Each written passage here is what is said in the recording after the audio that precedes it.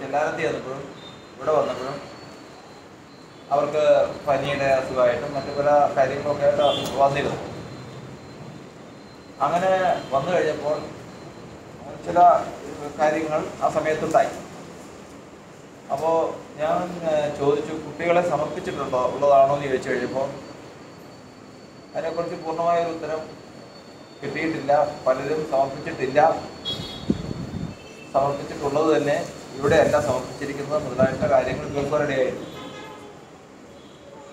നമുക്ക് എല്ലാവർക്കും പ്രയോജനമുള്ള തരത്തിൽ ആ കാര്യം നമ്മൾ മനസ്സിലാക്കിയിരിക്കേണ്ടത് ഏറ്റവും അത്യാവശ്യമാണ്. ദൈവസഭയിൽ നമുക്ക് ഉണ്ടാകുന്ന ഒരു കുഞ്ഞിനെ സമർപ്പിക്കുക എന്നുള്ളത് ദൈവത്തിൻ്റെ വചന വ്യവസ്ഥയാണ്. അത് നമുക്ക് പലപ്പോഴും പേരിടീലെന്ന് പറയും, സമർപ്പണമെന്ന് പറയും, കാര്യങ്ങളെല്ലാം നമ്മൾ പലതരത്തിൽ പറയും. എന്നാൽ സഭ ഒന്നാമത് തന്നെ സമർപ്പണത്തെക്കുറിച്ച് നമ്മൾ ഗ്രഹിച്ചിരിക്കേണ്ടത് ഭൂമിയിലുള്ള ഈ സമർപ്പണം സ്വർഗത്തിൽ അംഗീകരിക്കപ്പെട്ടിരിക്കണം. യഥാർത്ഥ സഭയെന്ന് പറയുന്നത് നമ്മൾ വെളിപ്പാട് ദിവസം 12-ാം അധ്യായത്തിൽ നമ്മൾ വായിച്ചിട്ടുണ്ട്. യഥാർത്ഥത്തിൽ സഭയ്ക്ക് 2 ഭാഗമാണുള്ളത്.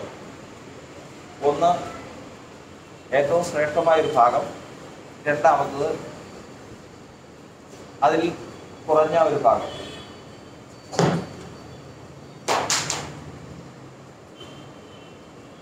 രണ്ടാമത്തത് അതിൽ കുറഞ്ഞൊരു ഭാഗം.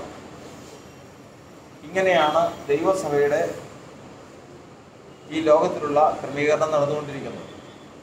ഇതിനകത്ത് ഉള്ള സഭ എന്ന് പറഞ്ഞാൽ വചനം കർത്താവ് പറഞ്ഞിരിക്കുന്നത് പ്രകാരമാണ്. നിങ്ങൾ ഭൂമിയിൽ കെട്ടുന്നതൊക്കെയും സ്വർഗത്തിൽ കെട്ടപ്പെട്ടിരിക്കും, ഭൂമിയിൽ അഴിക്കുന്നതൊക്കെയും സ്വർഗത്തിൽ അഴിഞ്ഞിരിക്കും. അതായത് സ്വർഗവുമായിട്ട് ബന്ധം വേണം. ഒന്നാമത്തെ കാര്യം, ഭൂമിയിൽ ഒരു സഭയുണ്ടെങ്കിൽ ആ സഭയും സ്വർഗീയ സിയോനുമായിട്ട് ബന്ധം വേണം. സ്വർഗീയ സിയോനുമായിട്ടുള്ള ബന്ധം എന്ന് പറഞ്ഞു കഴിഞ്ഞാൽ മീതെയുള്ള യെരൂശലേമോ, സഭയുടെ അമ്മയാരാണ്? മീതെയുള്ള യെരൂശലേമോ സ്വതന്ത്രയാവുന്നു, അതാവും നമ്മുടെ അമ്മ. ഈ അമ്മ, മീതെയുള്ള യെരൂശലേം എന്ന് പറയുന്ന ഈ മാതാവ് ഒരു സമയമായപ്പോഴേക്കും ഗർഭിണിയായി പ്രസവ സമയത്തേക്ക് കടന്നു വന്ന് നോവ് കിട്ടി നിലവിളിക്കുന്ന ഒരു ഭാഗമാണ് നമ്മൾ വെളിപ്പാട് ദിവസം 12-ാം അധ്യായത്തിൽ കാണുന്നത്. അങ്ങനെ നമ്മൾ പഠിച്ചിട്ടുണ്ട്. അങ്ങനെ ആ സ്ത്രീ പ്രസവിച്ചത് ആരെയാ? ഒരു ആൺകുട്ടിയാണ് പ്രസവിച്ചത്. ഈ ആൺകുട്ടിക്കുള്ള പ്രത്യേകത എന്തൊക്കെയാണ് നമ്മൾ പഠിച്ചു. ഈ ആൺകുട്ടി ദൈവസിംഹാസനത്തിലേക്കാണ് എടുക്കപ്പെട്ടത്. ഇരുമ്പോൽ കൊണ്ട് മേയ്ക്കുന്ന പ്രവൃത്തിയാണ് അതിനുള്ളത്. മുതലായിട്ടുള്ള കാര്യങ്ങളെല്ലാം നമ്മൾ പഠിക്കാൻ ഇടയായിരിക്കുന്നു. അതുകൊണ്ട് അത് സഭ തന്നെയാണ്. അപ്പോൾ ഇവിടെ നിന്ന് ഈ കുഞ്ഞ് എപ്പോഴാണ്, ഈ സഭ എപ്പോഴാണ് അമ്മയുടെ ഗർഭത്തിൽ ചെല്ലുവാൻ ഇടയായി തീർന്നത്? എഫേസ്യർ ലേഖനം 2-ാം അധ്യായത്തിൽ നമ്മൾ പഠിക്കുന്നുണ്ട്.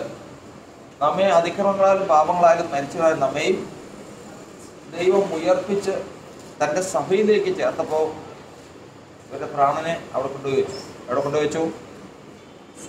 സ്വർഗസ്ഥലങ്ങളിൽ ഇരുത്തിയിരിക്കുകയും ചെയ്തിരിക്കുന്ന തലവാരത്തിലുള്ളത്.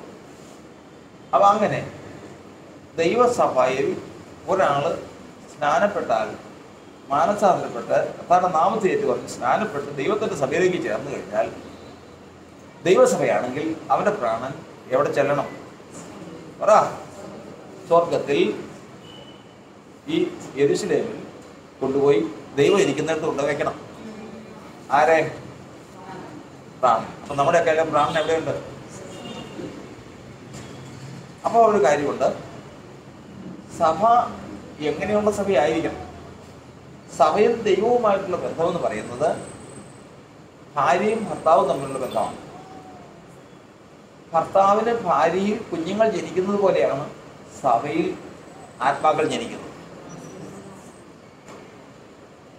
ഭർത്താവിന് ഭാര്യയിൽ കുഞ്ഞ് ജനിക്കുന്നത് പോലെയാണ് ദൈവം ഏൽപ്പിച്ച ശുശ്രൂഷ മുഖാന്തരം സഭയിൽ ശുശ്രൂഷിക്കുന്നത്. സ്ത്രീയിൽ ജീവൻ, അവളുടെ ഉദരത്തിൽ ജീവൻ ചെല്ലുന്നത് പോലെയാണ് ഞാൻ നിങ്ങളോട് സംസാരിച്ച വചനങ്ങൾ ആത്മാവും ജീവനുമാകുന്നത് കർത്താൻ പറഞ്ഞതുപോലെ ശുശ്രൂഷയാൽ ഈ ജീവൻ ദൈവസഭയിൽ വീഴേണ്ടത്. അങ്ങനെ വീണ വചനം ഹൃദയത്തിൽ വീണ സ്ത്രീയുടെ ഉദരത്തിൽ ശിശു ജീവനായി പരിണമിച്ചു വരുന്നതുപോലെ മനുഷ്യൻ്റെ ഹൃദയത്തിൽ ശുശ്രൂഷയാൽ ദൈവത്തിൻ്റെ വചനം വീണ് അത് അവിടെ നിന്ന് വളരുവാനിടയായിട്ടുണ്ട്. ചില നാളുകൾ കഴിയുമ്പോൾ അത് ക്രിസ്തുവായി രൂപാന്തരപ്പെട്ട് ഇതിങ്ങനെ വളർച്ച പ്രാപിക്കാനിടയായി. ഇവിടെ വളർച്ച പ്രാപിക്കുന്നതോറും ഇവർ ചെയ്യുന്ന ഓരോ പ്രവൃത്തിയും സ്വർഗത്തിൽ കൊണ്ടുപോയി വെച്ച നമ്മുടെ ആത്മാവിനെ ബാധിച്ചുകൊണ്ടിരിക്കും. അതുകൊണ്ടാണ് കർത്താവ് പറഞ്ഞിരിക്കുന്നത്, ഞാൻ നിന്റെ പ്രവൃത്തി എൻ്റെ ദൈവത്തിൻ്റെ സന്നിധിയിൽ പൂർണ്ണതകളായി കണ്ടില്ല. നമ്മൾ ചെയ്യുന്ന പ്രവൃത്തിയൊക്കെയും എവിടെ ബാധിക്കും? പ്രാണൻ എവിടെ ഇരിക്കുന്നു? സ്വർഗത്തിൽ കർത്താവിലേക്ക് ഇരിക്കുക. ഇത് മാതാവിൻ്റെ ഗർഭത്തിലാണ്. മാതാവാരാ? അതെ, ഇത് അപ്പോൾ അപ്പോൾ രണ്ട് വാക്കുകൾ നമ്മൾ ഇതിൽ നിന്ന് പഠിക്കണം. അതിന് സഭ ഒന്നേ ഉള്ളൂ, സഭകൾ പലതും. സഭ ഏതാ? സഭകൾ ഏതാ? സഭ എന്ന് പറയുന്നത് മീതയുള്ള യെരൂശലേം, അതിന് അവൾ ഗർഭം ധരിച്ചിരിക്കുന്ന ഒരാൾ ഒറ്റ സഭയുള്ളൂ. സഭകൾ ഏതാ? ഈ മീതയുള്ള യെരൂശലേമിന്റെ ഗർഭത്തിൽ ഏതെല്ലാം പ്രാണങ്ങളുണ്ടോ അവരൊക്കെയും ഈ ഭൂമിയിലുള്ള ദൈവം കണ്ട സഭകളിൽ ഇരണ്ടി ജനിച്ചവരാ. മനസ്സിലായില്ല? അപ്പൊ ഇവിടെ നിന്ന് ഇത് ദൈവത്തിന്റെ സഭയാണെങ്കിൽ ഇവിടെ ജനിക്കുന്നവരുടെ പ്രാണൻ എവിടെ കൊണ്ടുവയ്ക്കും? അവിടെ കൊണ്ടുവയ്ക്കും. അപ്പുറത്ത് എറണാകുളത്ത് ഒരു സഭയുണ്ടെങ്കിൽ അവിടെ നിന്ന് എവിടെ കൊണ്ടുവയ്ക്കും? അപ്പൊ അന്നേരം അവിടെ ഒരു സഭ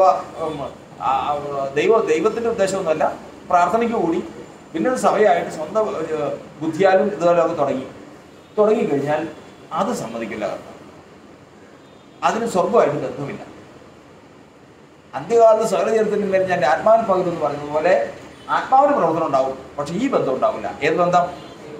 വീണ്ടും ജനിക്കുന്ന ജീവിതങ്ങളുടെ പ്രാണങ്ങളെ സ്വർഗത്തിൽ കൊണ്ടുപോയി വെക്കുന്ന ഒരു പ്രവൃത്തി അവിടെ ഉണ്ടാവില്ല. അതായത് മറ്റൊരു വാക്കി പറഞ്ഞു കഴിഞ്ഞാൽ ദൈവസഭയിൽ ജനിക്കുന്ന ഒരു പ്രാണനെ കപ്പല് നടുക്കടലിൽ അനങ്ങാതിരിക്കാൻ വേണ്ടിയിട്ട് നമ്പൂരിടും. അനങ്ങാതിരിക്കാൻ വേണ്ടി നമ്പൂരിടുന്നത് പോലെയാണ് എന്ത് ചെയ്യുന്നത്? നമ്മുടെ പ്രാണനെ, ദൈവസഭയിൽ വീണ്ടും ജനിച്ച പ്രാണനെ ഈ നമ്പൂരം കൊണ്ട് എവിടെ ഇടും? സ്വർഗത്തിലെവിടെ? സിയോനിലെവിടെ? തിരശ്ശീലയ്ക്കകത്ത്. ആറിന്റെ 20 ആ തിരശ്ശീലയ്ക്കകത്തേക്ക് കൊണ്ടുപോയി. അപ്പം നമ്മുടെ എല്ലാവരെയും പ്രാണൻ എവിടെ നമ്പൂരിട്ടിരിക്കുന്നു? സ്വർഗീയ സിയോനിൽ കർത്താവ് ഇരിക്കുന്നിടത്ത് കൊണ്ടുപോയി നമ്പൂരിട്ടിരിക്കുക. ഇത് ദൈവത്തിന്റെ സഭയിലുള്ളവരുടെ ഉറപ്പും ധൈര്യവുമാണ്. മറ്റൊരു കാര്യം, ഇതിങ്ങനെ വന്നതിന് ശേഷം ഇതിനകത്ത് തന്നെ ഉത്തരവാദിത്വമുള്ളവരില്ലാതായാൽ, അതായത് സഭ കൂടി വന്നു കഴിഞ്ഞാൽ, സഭയിൽ ആത്മാക്കൾ ജനിച്ചു കഴിഞ്ഞാൽ ദൈവം ശുശ്രൂഷയ്ക്ക് വേണ്ടി ശുശ്രൂഷകരെ അയക്കും. ശുശ്രൂഷിക്കുമ്പോൾ വചനം വീണ് ജീവൻ വീണ് ആത്മാക്കൾ ജനിച്ചു കഴിയുമ്പോൾ അത് സഭയുടെ പ്രത്യാശയാണ്. ആ പ്രത്യാശ പ്രകാരം ജനിക്കുന്ന മക്കളെ അവർ വളർത്തിക്കൊണ്ട് വന്നതിന് ശേഷം കൃത്യം സമയമുണ്ട്. ആ സമയമാകുമ്പോഴേക്കും ആ സഭയെ ആ മക്കൾ കൈപിടിച്ച് നടത്തിക്കൊണ്ട് പോകണം. ആ സഭയെ നടത്തണം അവർ. അതിന് സാധ്യമില്ലാതെ വരുമ്പോൾ, ഉത്തരവാദിത്വം ഇല്ലാതെ വരുമ്പോൾ, ആർക്കും ഉത്തരവാദിത്വം ഇല്ലാതെ വരുമ്പോൾ, സഭയിൽ കർത്താവ് വിളിച്ചു വരുത്തി കൂട്ടിയ മനുഷ്യർക്ക് ഉത്തരവാദിത്വമില്ലാതെ വരുമ്പോൾ, അവർ ഉത്തരവാദിത്വക്കുറവ് കാണിക്കുമ്പോൾ, അവരകൃത്യം ചെയ്യുമ്പോൾ ദൈവം ഇതിനെ ഉപേക്ഷിച്ച് കളയും. ഏതിനെ ഉപേക്ഷിച്ച് കളയും? സ്വന്തം ഭാര്യയെ ഉപേക്ഷിച്ച് കളയും. ഇങ്ങനെ ഉപേക്ഷിച്ച് കളഞ്ഞു കഴിഞ്ഞാൽ വചനം പറയുന്നത് പിന്നെ സ്വർഗത്തിൽ നിന്ന് കൊടുക്കുന്ന ശുശ്രൂഷയല്ല, പിന്നെ ലോകപ്രകാരമുള്ള ശുശ്രൂഷയാണ് പിന്നെ അവിടെ നടക്കുന്നത്. അപ്പോഴും അവർക്ക് ആത്മാവിന്റെ പ്രവർത്തനമുണ്ട്, അതില്ലെന്ന് പറയാൻ പാടില്ല. അപ്പോൾ അവർ സ്വർഗം കൊടുത്ത ശുശ്രൂഷയല്ല, പിന്നെയോ ലോകത്തിൽ നിന്നുള്ള കൊടുത്ത ശുശ്രൂഷയാണ്. ലോകത്തിൽ നിന്ന് കൊടുക്കുന്ന ശുശ്രൂഷ വരുമ്പോൾ ആണ് ഇവിടെ വന്നതിന് ശേഷം ഇങ്ങനെ പരദേശി മോക്ഷയാത്രയായിട്ട് നടക്കുന്നുണ്ടാവും, ഇഷ്ടം പോലെ ഉണ്ടാവും. അവർക്ക് ഇങ്ങനെ ഇന്ന് സഭയാണെങ്കിൽ ഇന്ന് നാളെ വേറെ എടുത്ത് ഇതിങ്ങനെ മാറി എടുക്കുക. അവർക്ക് ശുശ്രൂഷിക്കാൻ കർത്താവ് അയച്ചതെന്നാണ് പറയുന്നത്. എവിടെ ചെന്നാലും എത്ര ചെയ്താലും അവർക്ക് മതിയാവില്ല, അതിങ്ങനെ നടക്കും. ഇവരിൽ കൂടി ഇതേപോലെ തന്നെ വചന ശുശ്രൂഷ വീഴുമ്പോൾ സ്വർഗവുമായിട്ട് അതിന് ബന്ധം ഉണ്ടാവില്ല. ആ സമയമാണ് കർത്താവ് പറഞ്ഞിരിക്കുന്നത്, ഞാൻ അവളെ ഉപേക്ഷിച്ചതാണ്, അവളെ എൻ്റെ ഭാര്യയല്ല, ഞാൻ അവളുടെ ഭർത്താവുമല്ല. അതുകൊണ്ട് തന്നെ അവൾക്ക് ഇപ്പോൾ ജനിച്ച മക്കൾ ഞാൻ കർത്താവ് ഉപേക്ഷിച്ചതിന് ശേഷം യേശാവക്കാർ തന്നെയാണ്. കർത്താവ് ഉപേക്ഷിച്ച് കളഞ്ഞതിന് ശേഷം അവൾക്കുണ്ടായ മക്കളൊന്നും ദൈവത്തിൻ്റെതല്ല. ഹോശേയ 2:2-4 വായിക്കും. കിടക്കട്ടെ 2:2-4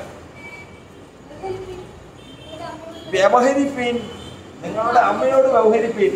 നന്നായിട്ട് നല്ല സഭയായിട്ട് നിന്നതാണ്.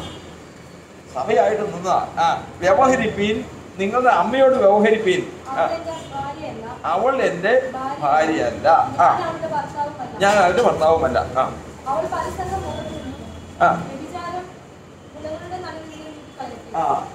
അവളിപ്പോ എന്താ പ്രവർത്തനം? പരസംഗവും വ്യഭിചാരം. എങ്ങനെയാണ് സഭ പരസംഗം ചെയ്യുന്നത്? നമ്മളിവിടെ നിൽക്കുമ്പോൾ ഏതെങ്കിലും ഒരു ശുശ്രൂഷകനെ നമ്മുടെ സഭയിൽ നിന്ന് അയച്ചാൽ അദ്ദേഹത്തിന് കൃപയില്ലാത്ത ഒരു ശുശ്രൂഷകനാന്നിരിക്കാം, അദ്ദേഹത്തിന് വലിയ ശുശ്രൂഷയൊന്നുമില്ല, അദ്ദേഹം കഷ്ടി ദൈവത്തിന്റെ സഭയിൽ എന്തെങ്കിലുമൊക്കെ പറഞ്ഞൊക്കെ പോകാനേ പറ്റുള്ളൂ, അപകടമില്ല. ഇനി അതെന്തെങ്കിലും ഉണ്ടെങ്കിൽ അത് ദൈവസഭയുടെ ഉത്തരവാദിത്വത്തിൽ ദൈവം ആ സഭയെ ശുദ്ധീകരിക്കുമ്പോൾ ശുദ്ധീകരിച്ചോ. ഇതല്ലാതെ പുറത്തുനിന്ന് വരണം ഇവിടെ കടന്നു വന്ന് ഭയങ്കര അട്ടഹൗസും ഭയങ്കര പരിപാടികളൊക്കെ ഉണ്ട്. ഇതൊക്കെ പല പല കയ്യാങ്കളികളൊക്കെ ഉള്ളവരുണ്ട്. ഇതൊക്കെ വന്നതിന് ശേഷം ഇവിടെ വന്നു നിന്നതിന് ശേഷം ശുശ്രൂഷിക്കുമ്പോൾ അവർക്ക് ഇവിടുന്ന് ഇതുമായിട്ട് ബന്ധം ഉണ്ടാവില്ല. ഏതുമായിട്ട്? സ്വർഗമായിട്ട് ബന്ധം ഉണ്ടാവില്ല. ഇവിടെ നിന്ന് ശുശ്രൂഷിക്കുമ്പോഴത്തേക്കും പെട്ടെന്നൊരു ഉണർവും ചില കാര്യങ്ങളൊക്കെ വരും. അതിനാൽ തന്നെ ഒരു മാനസാന്തരപ്പെടും, അതിനാൽ തന്നെ ജീവനും പ്രാപിക്കും. അവിടെ നിന്ന് അങ്ങോട്ട് വളർച്ച തുടങ്ങും. അങ്ങനെ വളർച്ച തുടങ്ങുന്ന അങ്ങനെ ജനിക്കുന്ന ഒരു കുഞ്ഞും കർത്താവ് പറഞ്ഞിരിക്കുന്നു, അവളെ ഞാൻ പണ്ട് എൻ്റെ ആയിരുന്നു, ഇന്ന് അവള് എൻ്റേതല്ല. അവൾക്ക് ജനിച്ച കുട്ടികളോ 4-ാം വാക്യം വായിച്ചു.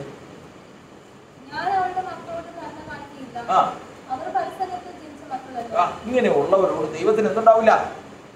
ഇങ്ങനെ ജനിക്കുന്ന കുഞ്ഞുങ്ങളോട് ദൈവത്തിന് കരുണ ഉണ്ടാവില്ല. ഇതിങ്ങനെ വരുന്നതിന്റെ പ്രധാനപ്പെട്ട കാരണം എന്താ? ഇങ്ങനെ വരുന്നതിന്റെ കാരണം യെശയ്യാ 50-1 വാക്യം വായിച്ചു.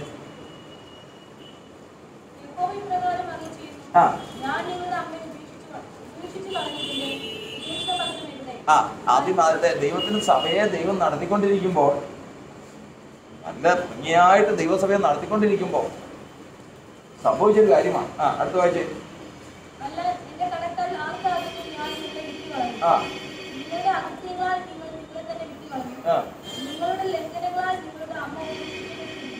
ഇവിടെ ദൈവസഭയ്ക്ക് ക്ഷതം വരുന്നതും ദോഷം വരുന്നതുമായ ഒരു കാര്യമാണ്. നിങ്ങളുടെ ലംഘനത്താൽ നിങ്ങളുടെ അമ്മ ഉപേക്ഷിക്കപ്പെടും. ഇവിടെ നിന്ന് ഇവിടെ തന്ന് ദൈവസഭയിൽ വന്ന് ജനിച്ച് ദൈവം ഏൽപ്പിച്ച ജീവിതങ്ങളുണ്ട് സഭയിൽ. ആ ദൈവം ഏൽപ്പിച്ച ജീവിതങ്ങളുണ്ട്. അവരാണ് ദൈവസഭ ഗണ്യമാക്കുന്നവരെന്ന് കൊരിന്ത്യലേഖനത്തിൽ എഴുതിയിരിക്കുന്നു. ആര്?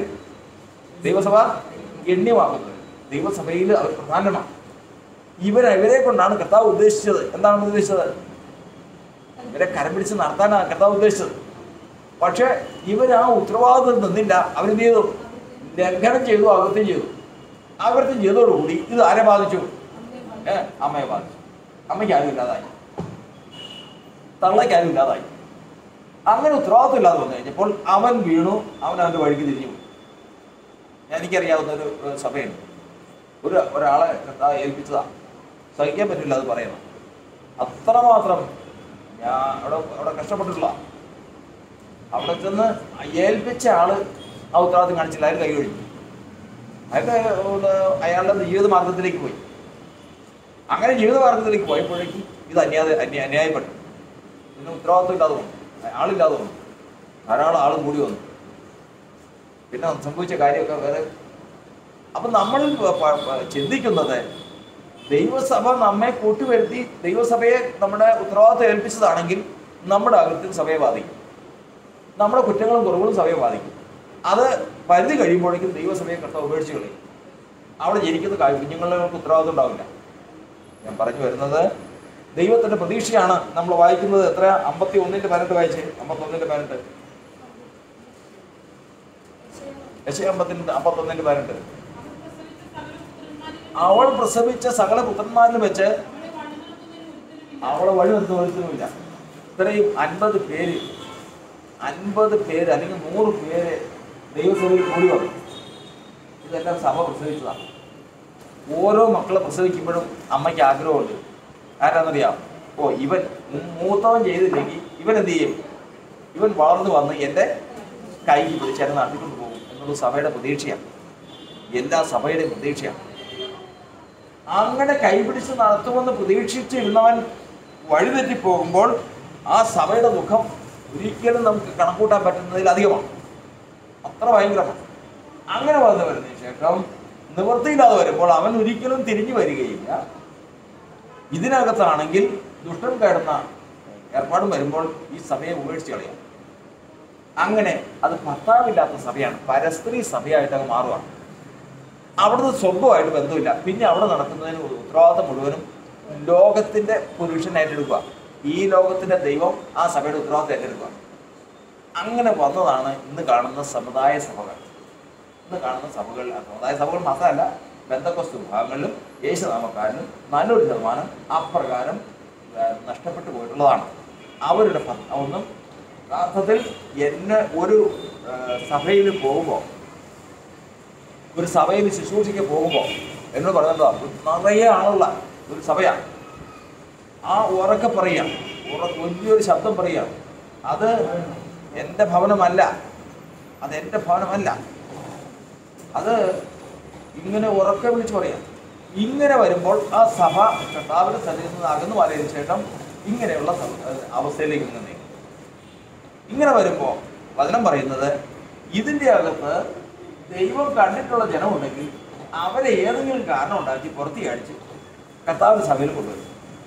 മറ്റത് കർത്താവ് ഗണ്യമാക്കാതൊക്കെ വിട്ടുകളയും. വിഷയത്തിലേക്ക് വന്നില്ല. ഇവിടെ വെച്ച് നമ്മൾ സമർപ്പിക്കുക. അവിടെ വെച്ച് സമർപ്പിക്കുമ്പോൾ ആ സമർപ്പണം കുഞ്ഞിനെ സമർപ്പിക്കുക. ബാബുവിൻ്റെ ഉദാഹരണമായിട്ട് ബാബുവിൻ്റെ കുഞ്ഞിനെ കൊണ്ടുവരിക സമർപ്പിക്കാനായിട്ട്. ഇങ്ങനെയുള്ള സഭയിൽ ദൈവം ഉപേക്ഷിച്ച് കളഞ്ഞത് സ്വർഗവുമായിട്ട് ബന്ധമില്ലാത്ത ഒരു സഭയിൽ കൊണ്ടുവന്നിട്ട് സമർപ്പിച്ചു കഴിഞ്ഞാൽ ആ കുഞ്ഞിൻ്റെ മേൽ ആ സഭ അവകാശം പറയും. പക്ഷെ സ്വർഗമായിട്ട് ബന്ധമുണ്ടാവില്ല. അത് ഈ ലോകത്തിൻ്റെ ദൈവമായിട്ട് ബന്ധപ്പെട്ട് കിടക്കും, കുഴഞ്ഞു കിടക്കും. യേശു നമക്കാരാണ്. അപ്പോഴും ആരാ? പേരനാ യേശു നമക്കാരൻ. യേശു ക്രിസ്തു സ്ഥാനപ്പെടുത്ത അപ്പോസ്തലർ 2:9 പറയുമോ? ഇതൊക്കെ ശരിയാണ്. ഇതുകൊണ്ട് തന്നെ നമ്മൾ ശ്രദ്ധയോടെ നമ്മൾ കാത്തു സൂക്ഷിക്കാറുള്ളതാണ് ഈ പുൾപിറ്റ് എന്ന് പറയുന്നത്. ഞാൻ എൻ്റെ ജീവിതത്തിൽ ആദ്യമായിട്ടാണ് ഈ ഒരു ഉപവാസ പ്രാർത്ഥനയ്ക്ക് ഈ സ്ഥാനം വിടുന്നത്.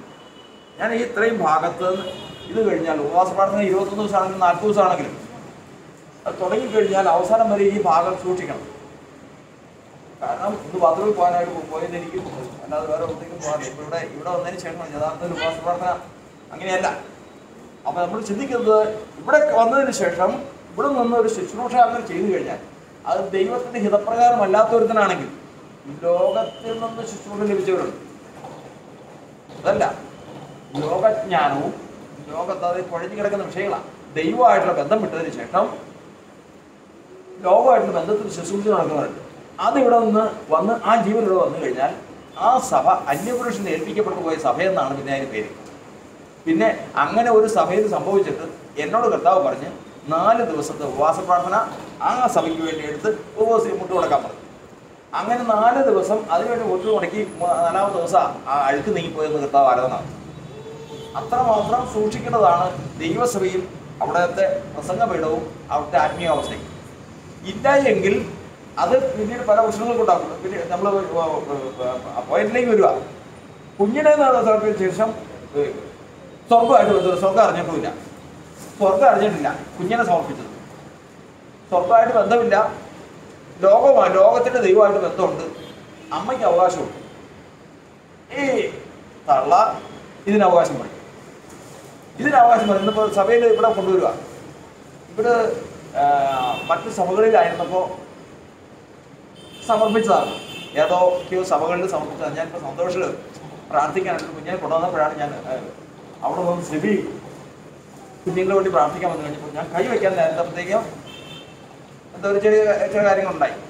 അപ്പം തന്നെ ഞാൻ ചോദിച്ചത് സമർപ്പിച്ചതാണോ എന്ന് ചോദിച്ചു. അവരങ്ങനെ ഒന്നും കേട്ടിട്ട് പോലുമില്ല. അപ്പം എന്തായിരുന്നാലും മുൻപ് സമർപ്പിച്ചിട്ടുള്ളവരായിരുന്നാൽ അല്ലെങ്കിൽ ദൈവസന്നിധിയിൽ നമ്മൾ കൊണ്ടുവന്ന് സമർപ്പിക്കുമ്പോൾ ഇതിനെതിരെയുള്ള രണ്ട് അവകാശമാണ്. അതായത് ആ സഭ ഇഴച്ച സഭയാണെങ്കിൽ ആ സഭയ്ക്ക് മുഖാന്തരം രണ്ട് അവകാശം പറയും. ഒന്ന് തള്ളയുടെ അവകാശം, രണ്ട് ഈ ലോകത്തിൻ്റെ ദൈവത്തിൻ്റെ അവകാശം. ഇത് രണ്ടുമാണ്. ഇതിന് രണ്ടിൻ്റെ ഇടയിൽ പെട്ട് കിടക്കുകയാണ്. കാരണം അപ്പോഴും ഞാൻ ഇവിടുന്ന് സഭയിൽ പരസ്യമായിട്ട് പറഞ്ഞത് ഞങ്ങൾ സമർപ്പിച്ചിട്ടുള്ളതാണ് സഭകൾ. പക്ഷേ സഭയിൽ എന്ത് സംഭവിച്ചെന്നുള്ളത് ആരും അറിയുന്നില്ല.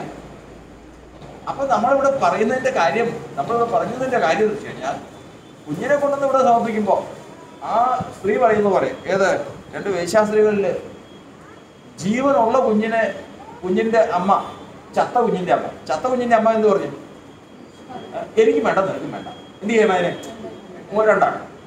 ജീവനുള്ള കുഞ്ഞിൻ്റെ അമ്മയോ, അയ്യോ അതിനൊന്നും ചെയ്യേണ്ട, അവർക്ക് ഇത് രണ്ടാണ്. ദൈവത്തിൻ്റെ ഭാര്യയായിട്ട് അല്ലെങ്കിൽ ദൈവം ഭർത്താവായിരിക്കുന്ന ഒരു സഭയുടെ ഏറ്റവും വലിയ ഉത്തരവാദിത്വമാണ് വരുന്നതിന് ഒരു കേടും സേവനം സംഭവിക്കുന്നത്.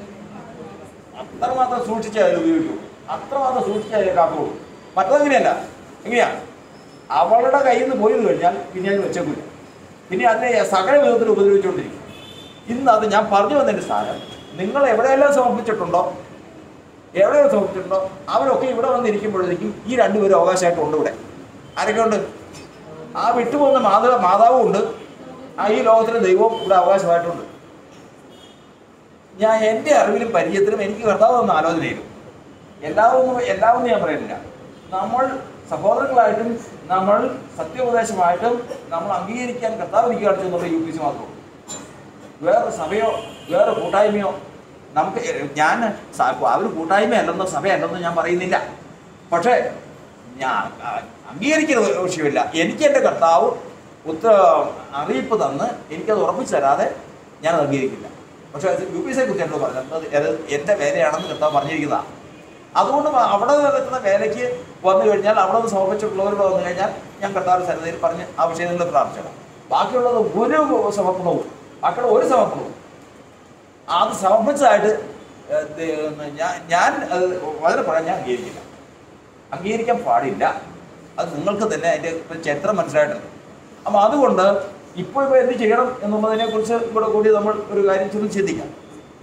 നമ്മൾ ചിന്തിക്കുന്നത് ഇത് ന്യായമെന്നും വചനപ്രകാരമെന്നും നിങ്ങൾക്ക് തോന്നുന്നുണ്ടെങ്കിൽ നമ്മൾ ദൈവത്തിൻ്റെ സന്നിധിയിലേക്ക് സമർപ്പിക്കാൻ വ്യവസ്ഥ പ്രകാരം ഇന്ന് ഈ കുഞ്ഞിൻ്റെ സമർപ്പണം സ്വന്തം അംഗീകരിക്കാൻ തക്കവണ്ണം, ഇന്ന് ഞങ്ങളുടെ ജീവിതം സ്വന്തം അംഗീകരിക്കാൻ തക്കവണ്ണം ഇന്ന് ദൈവസഭ അത് അംഗീകരിച്ച് സമർപ്പിക്കാൻ പ്രാർത്ഥിച്ചു കഴിയുമ്പോൾ ദൈവം അതിനുള്ള വഴിയുണ്ടാക്കും. എനിക്ക് ആ കാര്യത്തിൽ പ്രത്യേക യാതൊരു താല്പര്യമില്ല. പക്ഷേ സഭയിൽ ഞാൻ ചോദിക്കട്ടെ, രണ്ട് കുഞ്ഞുങ്ങളെ കൊണ്ട് വന്ന് നിഷ്കളങ്കമായിട്ട് വന്ന് പ്രാർത്ഥിക്കാൻ നേരത്ത് കൈവയ്ക്കാൻ നേരത്ത് എന്താ ഈ എതിര് വരുന്നത്? ദൈവസഭയിൽ കടന്നു വരുമ്പോൾ കർത്താവ് എനിക്ക് തന്ന ശുശ്രൂഷ അനുസരിച്ച് ഞാൻ ആ കുഞ്ഞിൻ്റെ മേൽ കൈവയ്ക്കാൻ നേരത്ത് അതിനെതിര് വരുന്നത് എന്താ? ഇവിടെ കഴിഞ്ഞ ഈ 2-3 ആഴ്ച മുമ്പ് ഒരാൾക്ക് വേണ്ടി പ്രാർത്ഥിക്കാൻ നേരത്തെ കടുത്ത് അതിൻ്റെ കാരണം എന്താ? എന്തെങ്കിലും കാരണമില്ലാതെ ശത്രുവൊന്നും നിൽക്കില്ല. ഉടയൊന്നും ശുശ്രൂഷ എന്തെങ്കിലും ഉണ്ട്. ആ ശുശ്രൂഷയായിട്ട് മുമ്പോട്ട് വരുമ്പോഴത്തേക്കും തടയണമെങ്കിൽ അത് എന്തെങ്കിലും ന്യായമായ കാരണങ്ങളുണ്ട്. അതുകൊണ്ട് നമ്മൾ ഇന്ന് ചിന്തിക്കേണ്ടത്, നമ്മുടെ കുഞ്ഞിനെ നമ്മളിതാ ദൈവത്തിൻ്റെ സന്നിധിക്ക് സമർപ്പിക്കുമ്പോൾ അത് സ്വർഗം അറിഞ്ഞതാണെന്ന് ഉറപ്പുണ്ടെങ്കിൽ ഒന്നും ഒരു കുഴപ്പമില്ല, യാതൊരു കുഴപ്പമില്ല. പക്ഷേ ഞാൻ സഭയെ ഉപദേശിക്കുന്നത് ഇതാണ് എന്നാണ് കർത്താവിൽ ദൈവസഭ ഏറ്റെടുത്ത് ഇത് എൻ്റെ കുഞ്ഞിൻ്റെ ശുശ്രൂഷ, സഭയിൽ സമർപ്പിച്ച ശുശ്രൂഷ സ്വർഗം അംഗീകരിച്ചതും ദൈവം അംഗീകരിച്ച സഭ അംഗീകരിച്ചതുമായി ഇത് നിലകാണും. ആ ഒരു അംഗീകാരം എനിക്ക് വേണം എന്നുള്ള ആഗ്രഹത്തോടുകൂടി ദൈവസഭ അതിനുവേണ്ടി പ്രാർത്ഥിക്കണം. തക്ക സമയത്ത് അതിൻ്റെ ക്രമീകരണം ദൈവം വരുത്തി തരും. മനുഷ്യനല്ല, ദൈവം തന്നെ വരുത്തി തരും. സ്തോത്രം. ദൈവസഭ കൂടി വന്നിട്ട് കുറച്ച് നാളുകളായിട്ടുണ്ട്. ധാരാളം പ്രശ്നങ്ങൾ. നമ്മളിപ്പോൾ ആത്മീയമായിട്ട് ഒരു പ്രശ്നമില്ലാന്ന് നമ്മൾ സഭയെക്കുറിച്ച് ചിന്തിക്കേണ്ട. ഇതും എന്ന് വെച്ച് കഴിഞ്ഞാൽ വലിയൊരു യുദ്ധത്തിലാണ്. ഞാനത് ആത്മാർത്ഥമായിട്ട് സഹോദരനോട് പറഞ്ഞു. നമ്മൾ വിചാരിക്കുന്ന പോലെയല്ല. നമ്മൾ വിചാരിക്കും നമുക്ക് ഇതിന് യാതൊരു കുഴപ്പമില്ലാതെ കൊണ്ട് പോകുന്നു. അങ്ങനെയല്ല. അങ്ങനെയല്ല. ആത്മീയമായിട്ട് അതിൻ്റെതായ വ്യവസ്ഥകളുണ്ട്. ആ വ്യവസ്ഥകളിലേക്ക് വരുമ്പോൾ നമ്മൾ വളരെ സൂക്ഷിച്ച് ഇതിനു വേണ്ടി നിന്ന് പോരാടേണ്ടതാണ്. ദൈവത്തിൻ്റെ ആത്മാവ് നമ്മെ സഹായിക്കുമാറാകട്ടെ. അപ്പം അതിനു വേണ്ടി നമ്മൾ പ്രാർത്ഥിക്കാം. ഇങ്ങനെ കൂടി വന്ന് ഇവിടെ സമർപ്പിച്ചിട്ടുള്ള കുഞ്ഞുങ്ങളെ സമർപ്പിച്ചിട്ടുള്ള ആരെങ്കിലും ഒന്നുകൊണ്ട് പൊക്കി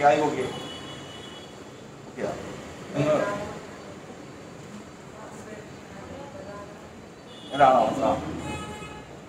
അപ്പോൾ ഇത്രയും പേര് ഇവിടെ അത് സ്വർഗം അതിന് ഉത്തരവാദിത്തമുള്ള ദൈവത്തിൻ്റെ സഭയാണ്. അതിന് ഉത്തരവാദിത്തം പറയട്ടെ. സ്തോത്രം. ബാക്കിയുള്ളവരെയൊക്കെ ഈ സമയത്ത് ദൈവം ആഗ്രഹിക്കുന്ന സമയത്ത് ഇതെന്ന് പറഞ്ഞു കഴിഞ്ഞാൽ കാളയെയും പോത്തിനെ അറുത്ത് യാഗസദ്യം നടത്തേണ്ട കാര്യമൊന്നുമില്ല.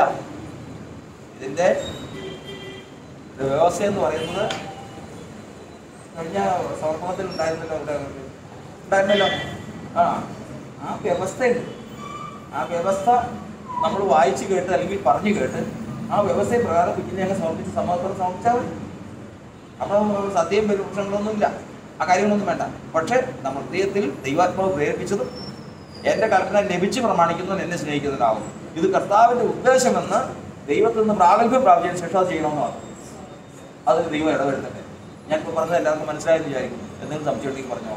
കർത്താൻ സ്വന്തം ഒരു കാര്യം നിശ്ചയം ദൈവം പറയണം. എന്ത് പറയണം? ഇത് എൻ്റെ സഭയാണ്, എൻ്റെ ഭാര്യയാണ്. ഇവിടെ ജനിക്കുന്നത് എൻ്റെ മക്കളാണ്. ഇവിടെ നടക്കുന്നത് സ്വർഗത്തിൽ മാറ്റം വരുന്നു. ഇവിടെ അഴിക്കുന്നത് സ്വർഗത്തിൽ അഴിയുന്നുണ്ട്. ഇവിടെ സമർപ്പിക്കുന്ന ശുശ്രൂഷ സ്വർഗത്തിൽ ആ ശുശ്രൂഷ അംഗീകരിക്കുന്നു. ഇത് ആദ്യമേ തന്നെ ദൈവത്തിന് സമർപ്പണം നമ്മൾ ഉറപ്പ് പ്രാപിച്ചതിന് ശേഷം ആ ശുശ്രൂഷ തക്ക സമയത്ത് പ്രവർത്തിക്കാൻ തക്കവണ്ണം ദൈവം നമ്മെ സഹായിക്കട്ടെ, അനുഗ്രഹിക്കട്ടെ. പ്രാർത്ഥിക്കാം. പരിശുദ്ധനായ ദൈവമേ, സ്വർഗ്ഗസ്ഥ പിതാവേ, ഈ നല്ല സമയത്തിനായി ഞങ്ങൾ കർത്താവിനെ സ്തുതിക്കുന്നു. കർത്താവേ, ഇന്ന് ഞങ്ങൾ കർത്താവിൻ്റെ വചനത്തിൽ നിന്ന് ഞങ്ങൾ ചിന്തിപ്പാനും പഠിപ്പാനും ഇടയായിട്ടുണ്ട്. കർത്താവിൻ്റെ വചനത്തിൽ ഞങ്ങൾ കാണുന്നത് പോലെ കർത്താവിന് ജനിക്കുന്ന മക്കൾ, ദൈവസഭയിൽ ജനിക്കുന്ന മക്കൾ, കർത്താവെ അവരുടെ പ്രാണൻ കർത്താവ് സ്വർഗസ്ഥലങ്ങളിൽ ഇരുത്തിയിരിക്കുമ്പോൾ ദൈവമേ നാഥ, ഇന്ന് അനേക സഭകൾ സ്വർഗവുമായിട്ട് ബന്ധമില്ലാതെ ദൈവമേ ഭൂമിയിൽ അഴിക്കുകയും ഭൂമിയിൽ കെട്ടുകയും ചെയ്യുമ്പോൾ സ്വർഗവുമായിട്ട് ബന്ധമില്ലാതെ മുമ്പോട്ട് പോകുമ്പോൾ ഇന്ന് കർത്താവെ സ്വർഗം ഉത്തരവാദിയായിത്തീരുന്ന ഒരു സഭയുടെ പ്രവർത്തനം, സഭയുടെ സമർപ്പണം ഇന്ന് ഞങ്ങൾ കർത്താവിനോട് ചോദിക്കുന്നു. ഞങ്ങളുടെ തലമുറ കർത്താവിൻ്റെ നാമത്തിൽ അനുഗ്രഹിക്കപ്പെടുവാൻ ഞങ്ങൾ എന്ത് ചെയ്യണമെന്ന് കർത്താവെ അവിടുന്ന് അറിയിച്ചു തരുമാറാകണമേ. കർത്താവെ, അനേക ജീവിതങ്ങൾ, അനേക സഭകൾ കർത്താവെ ദൈവത്തിൽ നിന്ന് അകന്ന് ദൈവമേ പരസ്ത്രീ സഭയായിട്ടും പരസംഗം ചെയ്ത സഭയായിട്ടും ദൈവമേ ദോഷത്തിൽ അകപ്പെടുന്ന സഹോദര സഭയായിട്ടും അന്യപുരുഷന് ആയിപ്പോയ സഭയായിട്ടും ഇന്ന് ലോകത്തിൽ ആയിപ്പോയി കഴിഞ്ഞ് കാണുമ്പോൾ ഇന്ന് കർത്താവായ തിരുനാമത്തിങ്കൽ ദൈവമേ അതിൽ നിന്നെല്ലാം കർത്താവിൻ്റെ മക്കളെ വിടുവിച്ച് കുടുംബമായിട്ട് ഇവിടെ കൂട്ടിവരുത്തിയല്ലോ. നന്ദിയോടെ സ്തോത്രം ചെയ്ത് കർത്താവേ, ഇനി കർത്താവിൻ്റെ മക്കൾ സ്വർഗത്തിൽ പോകുന്ന നാഥനായിരിക്കുന്ന യേശുക്രിസ്തു തിരുനാമത്തിങ്കൽ ദൈവമേ ദൈവത്തിൻ്റെ സഭയിൽ തന്റെ കുഞ്ഞുങ്ങളെയും തങ്ങളെയും സമർപ്പിച്ച് പുതിയ ജീവിതം ആരംഭിക്കത്തക്കവണ്ണം കർത്താവെ അവിടെ സഹായിക്കുമാറാകുന്നത് പ്രാർത്ഥിക്കും. ദൈവം ഇടപെടുമാറാകണമേ. ഈ വിഷയങ്ങളിൽ കർത്താവ് ഇടപെട്ട് പ്രവർത്തിക്കുമാറാകണമേ. ഞങ്ങളുടെ കുറ്റങ്ങളും കുറവുകളും ഒന്നും സഭയെ ബാധിക്കാതെ ദൈവഭയത്തോടെ കർത്താവിൻ്റെ സഭയും ഞങ്ങൾ ആയിരിക്കാനും ദൈവഭയത്തോടെ കർത്താവിൻ്റെ നാമത്തിൽ ദൈവമേ ഞങ്ങൾ പ്രവർത്തിക്കുക അത് സഭയ്ക്ക് കീർത്തിയായി തീരുവാനും ദൈവിക ശുശ്രൂഷയാൽ കർത്താവിൻ്റെ സഭ ആത്മാക്കളെ കൊണ്ട് ദൈവം മുൻകട്ടുള്ള ആത്മാക്കളെ കൊണ്ട് നിറയുവാനും ഇടവരുമാറാകട്ടെ. കർത്താവെ മഹത്വപ്പെടുമാറാകട്ടെ. സൽക്കരങ്ങളിലേക്ക് താഴ്ത്തു അനുഗ്രഹിക്കണമേ. യേശുവിന്റെ നാമത്തിൽ തന്നെ വാഴ്ത്തുന്നു ഞാൻ.